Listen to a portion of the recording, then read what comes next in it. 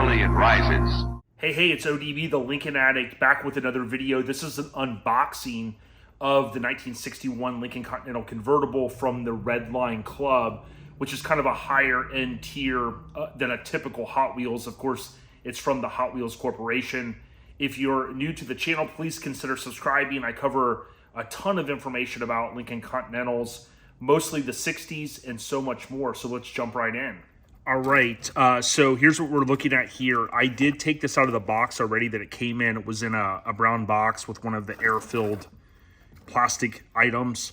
Got to give a shout out to my buddy Bill, who gave me the heads up regarding the Red Line Club. I think it's around $20 a year, and that gives you exclusive access to their releases. I had jumped in to pick up a mini truck, and I knew this was coming as well. So let's open this one. So it does come with tape on each end. What I've done is just kind of slit this open, and you can see here, you've got the insignia on the end. You can see here a luxury car is more than just a nice car to get from destination to destination. It's a statement. Now this is pretty cool. You can see the level of effort that they put into packaging these items, which is super cool. And we can see the bottom right here. It's part of the Mattel Creations, which I think is a brand within Mattel, of course, and it's kind of exclusive to the Red Line Club. All right, so I went ahead and slit this end with a razor, and because I'm doing this one-handed, I kind of pulled this open.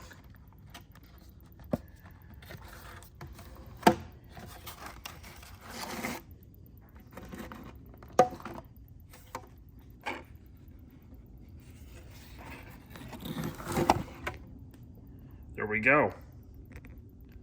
Now, just to showcase this, it of course does have the decorative inside. I'm going to go ahead and pull this kind of tissue paper type stuff, and this is going to be, and this would be obviously for your typical display, right? Which is pretty neat. You could put that on your shelf. The main thing here that we're looking at, we see the RLC, which is the Red Line Club. You've got a nice case. Obviously, it could just be displayed this way. We see Lincoln Continental for 1961. That's a key item because this was the first year of the generation, which I believe this was I always forget, I think it's the fourth generation Lincoln Continental at this point, technically. But this thing has a high level of detail, so let's take a look. And then you also see the newer Lincoln logo here. Obviously, for those that are fans of these cars, you know the newer Lincoln logo is far different than what it was in the 60s, but we can see the writing, which matches the scripting for the 1960s, early 60s Lincolns. Now, ironically enough, I wasn't sure if I'd ever be able to actually use this in a video, but this scripting here, I've often talked about it, is for 1961. However, some of the early 62s also received this. The key difference is if you look at the tail, the L is longer, okay? So you can see here, believe it or not, they did use the little bit shorter, and I think by today's standards, this is probably more of a typical logo or scripting that you would see. There's even an Orlando Universal property, I think, where they have a building named the Continental, and I believe it's the shorter script. But for those scoring at home, if you will, an 80s and 90s term, you can see here, this is a 61, and again, these also were on early 62s with the longer L. Now, if we take a look at the bottom, you're going to see that you actually have to take out the screws to take the cover off. I think most people probably wouldn't take this apart any further, but of course, we're doing the unboxing, so we have to.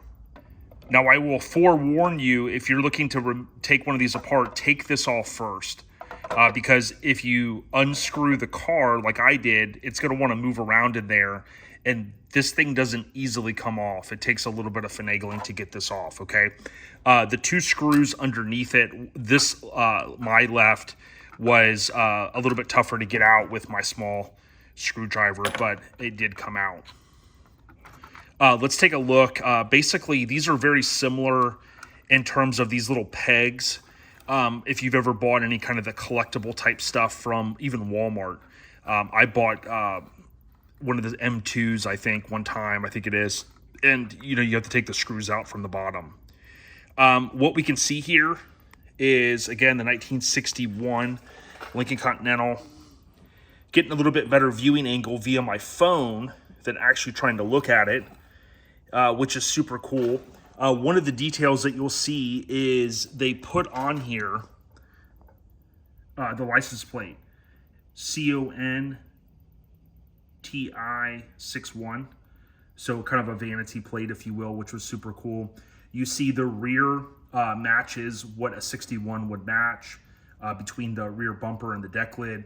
You've got the clear backup lights. Now, one of the coolest things about these cars, many of you know, are the suicide doors. And that's a detail that you get on the coach doors, suicide doors, whatever you want to call them. That's a detail that you get on this that you don't get on a typical Hot Wheels. I have probably, I'd say about 50 Lincoln Continental Hot Wheels in my collection that are roughly 20 to 25 years old, some newer, some a little bit older. I've been collecting probably about, 20 years on those.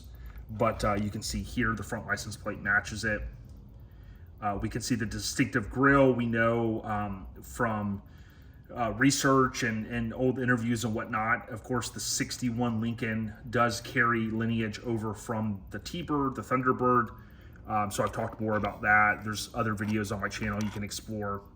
And I think the only thing that might not look 100% factory on it is, what do you think about the wheels? The wheels, to me, they look cool. You really, it would be tough to make it look probably in such a small size like a 61 wheel cover. Now, I do not have a 61 wheel cover handy. This is the 62, 63. Essentially, they're the same, except for there's no Lincoln logo in the middle, but you can kind of see there what it looks like. You can also see that scripting right here. This is the 62, 63 with the shorter L. I figured I'd mention it since I have the camera here. Now, this is kind of the money shot. You've got the overhead. You can see the front hood and rear deck lid. The doors open. You got that tuxedo-ish interior, which is pretty cool. Of course, you wouldn't have had white carpet and things like that, but I think the color scheme looks really, really good.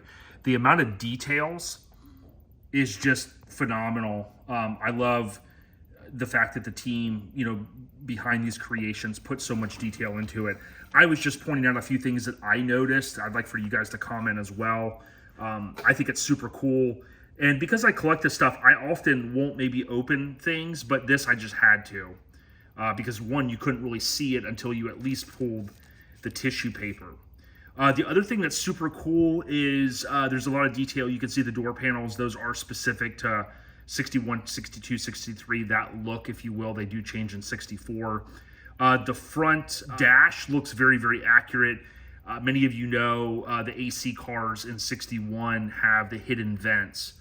So you wouldn't be able to see that, obviously, here with that much detail. And they do the best they can on the steering wheel. But the glass house, as it's referred to back in that era in terms of the windshield, super cool.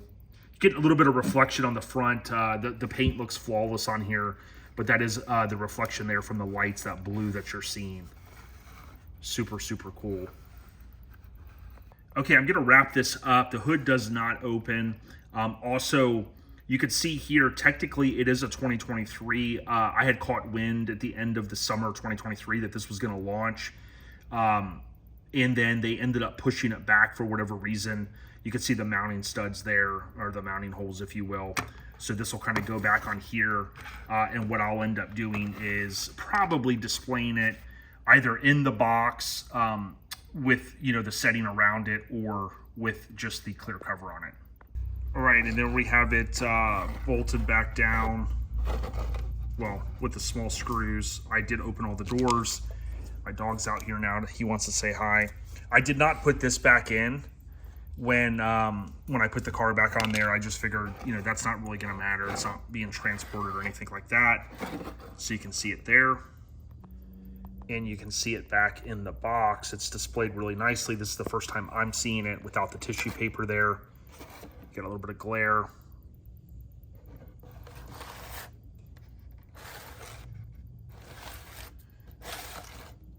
I definitely appreciate you watching. If you like the content, please leave a comment as it helps the channel. Please consider subscribing. Stay on the rise and check out Lincoln Addict Podcast here on the channel or however you listen to podcasts. Take care, everyone.